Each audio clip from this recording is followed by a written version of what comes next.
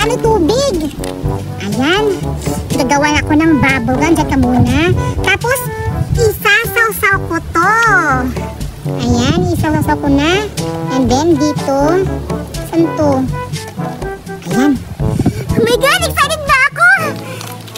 Sana, makagawa ako ng bubble-bubble. Ayan, try ko na ha. Wow! Hala, ang ganda! Wow, ganda-ganda naman! Kaya ngayon, Berta, humanda ka na.